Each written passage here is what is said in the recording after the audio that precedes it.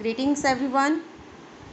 Today we will do next topic of chapter 3 of civics.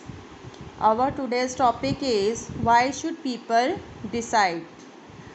Student यहाँ people का मतलब है सिटीजन्स ऑफ इंडिया, यानी सिटीजन्स ऑफ इंडिया को ही क्यों डिसाइड करना चाहिए कि भी जो पार्लियामेंट में कौन उनका रिप्रेजेंटेटिव बन के जाएगा और कौन नहीं.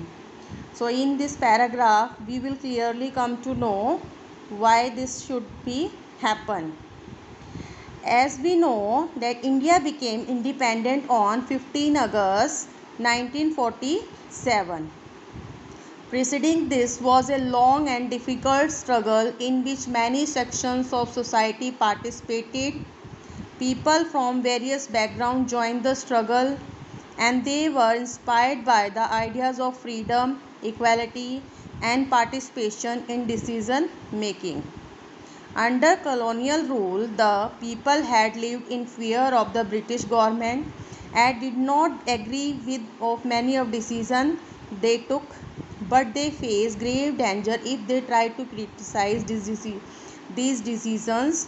The freedom movement changed these situations. यानी इंडिया, आपको पता है कि इंडिया कब आज़ाद हुआ था? 15 अगस्त 1947 को. बट ये आज़ादी पाने के लिए स्टूडेंट्स बहुत लंबी जो एक मुश्किल स्ट्रगल किया है यहाँ के लोगों ने, यहाँ के सिटीजन्स ने. ठीक है, जो पीपल्स थे डिफरेंट बैकग्राउंड से और जो अलग अलग रिलीजन से, उन्होंने स्ट्रगल में बढ़ चढ़ कर भाग लिया था और तब जाके हमें आज़ादी बड़ी मुश्किल से मिली थी ब्रिटिशर्स से. इसलिए जो पीपल है इंडिया के, वो इंस्पायर्ड थे कि भी जब हम आज़ाद होंगे तो हमें आइडियाज़ को एक्सप्रेस करने की फ्रीडम मिलेगी और हमारी कंट्री में इक्वालिटी होगी and participation in decision making, और हम गवर्नमेंट के डिसीज़न मेकिंग में पार्टिसिपेट कर पाएंगे. क्योंकि जब हम अंडर कॉलोनियल रूल थे, यानी जब हम पे ब्रिटिशर्स का रूल था, तो ब्रिटिशर्स जो भी डिसीजंस लेते थे उनमें इंडियंस का कोई भी रोल नहीं होता था. ठीक है, चाहे वो जो उन डिसीजंस के साथ एग्री हो या नहीं हो, लेकिन वो उनके अगेंस्ट नहीं बोल सकते थे क्योंकि ब्रिटिशर्स से बहुत वो डरते थे इंडियंस. क्योंकि अगर उनको लगता था कि ये हमारे ख़िलाफ़ है ये डिसीज़न, तो अगर वो उसको क्रिटिसाइज़ करते थे तो उन्हें पनिशमेंट दे दी जाती थी ब्रिटिश गवर्नमेंट के द्वारा.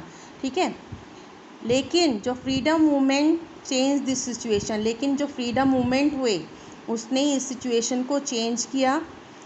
कैसे चेंज किया? जो नेशनलिस्ट थे उन्होंने ब्रिटिश गवर्नमेंट से डिमांड की कि भाई हमें भी जो डिसीज़न मेकिंग है उसमें पार्टिसिपेशन चाहिए. ठीक है, हमारे भी जो कुछ रिप्रेजेंटेटिव होने चाहिए जब आप कुछ भी डिसीजंस लेते हैं उस टाइम पे.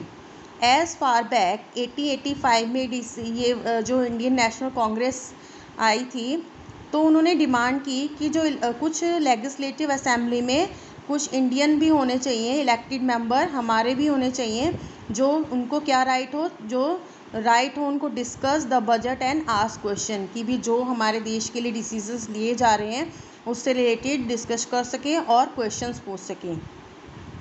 Then the government of India act 1909 allowed for some elected representation, यानी उसके बाद जो गवर्नमेंट ऑफ इंडिया एक्ट के अकॉर्डिंग 1909 में अलाउड किया गया कि कुछ यानी सम इलेक्टेड रिप्रेजेंटेटिव जो है लेजिस्लेटिव उसमें जा सकते हैं, सभी नहीं, only some. While these early legislature under the British government were in response to the growing demand of nationalists, they did not allow for all others. While this जब ये legislature जो ब्रिटिशर्स के कंट्रोल में था, तब जो demand थी nationalist की उसमें सभी को वोटिंग राइट नहीं था. यानी उस टाइम पे सभी वोटिंग करके अपने रिप्रेजेंटेटिव को नहीं चुन सकते थे. Only some selected people have the right to vote and participate in decision making, यानी कुछ अमीर लोग या कुछ और सिलेक्टेड जो पीपल होते थे उन्हीं को वोटिंग राइट होता था, सभी को वोटिंग राइट नहीं था, ठीक है। And the experience of the colonial rule as well as the participation of different people in the struggle for freedom left little doubt in the minds of the nationalists that all person in independent India would be able to participate in decision making. But आज़ादी के बाद जो हमारे nationalist थे उनके mind में question आया कि क्या आज़ादी के बाद भी जो सभी पीपल हैं, इंडिया के सिटीजन्स हैं, वो डिसीज़न मेकिंग में पार्टिसिपेट कर पाएंगे। India would be able to participate in decision making with the coming of independence we were going to be citizen of a free country. यानी इंडिया का मतलब है यहाँ सभी लोग यहाँ पे पार्टिसिपेट कर पाएंगे डिसीज़न मेकिंग में, जो कि हम अब एक किसके सिटीज़न बनने जा रहे थे, एक आज़ाद देश के, ठीक है। And this did not mean that the government could do what it felt like. It meant that government had to be sensitive to people's need and demand. Azad country का मतलब यही नहीं था कि जो गवर्नमेंट है वो वही करेगी जो वो चाहेगी, ठीक है। उन्हें अपने जो पीपल्स हैं यानी अपने जो नागरिक हैं उनकी नीड्स का और डिमांड का भी ध्यान रखना होगा। The dreams and the aspiration of freedom struggle were made the constraint in the Constitution of Independent India that laid down the principle of universal adult franchises, that all adult citizens of country have the right to vote. और इसी जो हमारे dream था Indians का, जो freedom struggle किया था हमने अपनी आज़ादी को पाने के लिए, उसी को मद्देनज़र रखते हुए कॉन्स्टिट्यूशन जब इंडिपेंडेंट इंडिया के लिए तैयार किया जा रहा था तो उसमें एक जो मेन प्रिंसिपल अडॉप्ट किया गया, यूनिवर्सल अडल्ट फ्रेंचाइजेस। या फ्रेंचाइजेस का मतलब होता है राइट टू वोट, यानी जो अडल्ट है, यानी पहले तो 21 ईयर थी एज, बट अब 18 ईयर है भाई। जो 18 ईयर है या अबव 18 ईयर सभी अडल्ट अपनी वोट दे सकते हैं।